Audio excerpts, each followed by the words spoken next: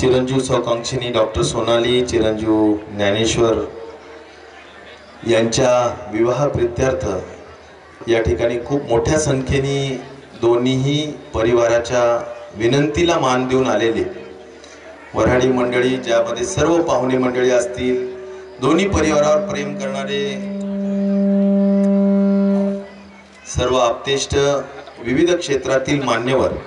आपल्या सर्वांचं स्वागत करत असताना दोन्ही परिवाराच्या वतीनं मला मनस्वी आनंद आहे। कारण जरी तांगडे पाटील आमचे दावरवाडीचे असले तरी ते हल्ली मुक्काम म्हणजे परमनंट मुक्काम आहे आंबडला, आणि त्यामुळे आंबडची आमची खूप मोठी जनता त्यांच्यावर प्रेम करते आणि मोठ्या संख्येने सगळे लोक आलेले आहेत। मी या निमित्ताने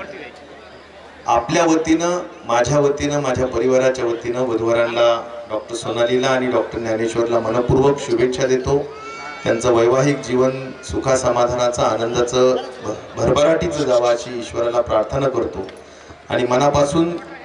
अभिमान व्यक्त करतो की आपली सर्व बहुजन समाजातील आता मंडळी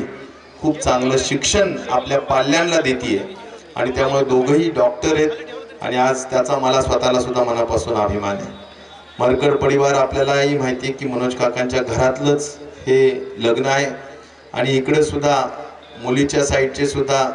आमचे सगळे आता गणेश नाना इथं आहेत, त्यांचंही म्हणणं आहे की आपले ते भाची त्यांची पण लागते, म्हणजे आमच्याही सगळ्या जवळचे सगळे लोक आहेत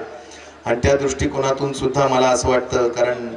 डावकर त्यांची म्हणजे तुमची सासरवाडी आहे, अशा सगळ्या स्वरूपाने प्रदीप दादा पण आलेले आहेत, मोठ्या पक्षाचे नेते आहेत सध्या,